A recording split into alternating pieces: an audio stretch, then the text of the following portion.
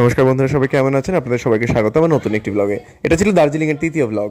রেনজং থেকে মোমো তো ব্রেকফাস্টে খেয়ে নিয়েছিলাম, তারপরে তিস্তা নদীকে পাশে নিয়ে পাকদণ্ডী বেয়ে সুন্দর এগিয়ে চলেছিলাম আমাদের প্রথম ডেস্টিনেশনের দিকে। প্রথম ডেস্টিনেশন ছিল মংপোতে, যে রবীন্দ্রনাথ ঠাকুরের বাড়ি ছিল একসময়, এখন মিউজিয়াম করা হয়েছে সেই জায়গাটা।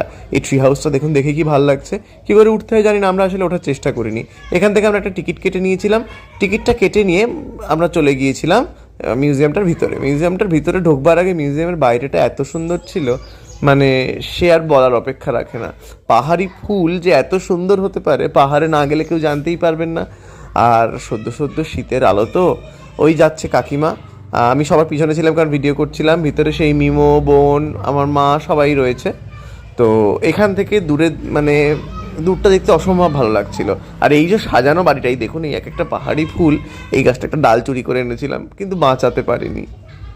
যাই হোক, ভিতরে ভিডিও করা বা ফটো তোলা বারণ, আমি তাও একটু দুষ্টুমি করে ভিডিও নিয়ে নিয়েছিলাম একটা। আপনারা চেষ্টা করবেন, যদি আমার মতো দুষ্টুমি করতে পারেন তবেই নেওয়ার, নয়তো রিস্ক নেবেন না, কারণ ধরলে ফাইন কত কী হবে আমি জানি না। তো এর ভেতরে এই সুন্দর সুন্দর লেখা দিয়ে আসলে ব্যাপারটা বোঝানো ছিল যে কী কী হয়েছিল বা রবীন্দ্রনাথ কী করেছিলেন। আর এই জায়গাটা হচ্ছে এর ভিতরের অংশটাই, এখান থেকে দূরের পাহাড় দেখা যাচ্ছে। তা যেন মানে কি বলবো, পাহাড়ি অঞ্চলে ঘুরতে যাওয়ার একটা অনবদ্য অনুভূতি আছে। আর প্রথমে শীতের শুরুতে গিয়েছিলাম, তো শীতের শুরু সোনা রোদ মাখতে আলাদাই মজা লেগেছিল। তারপর বেরিয়ে পেরেছিলাম সেখান থেকে রওনা দিয়ে এই পাহাড়ের ধারের খাতের গা বরাবর এই গাছগুলো। যাই হোক, থ্যাংক ইউ, ভালো থাকো।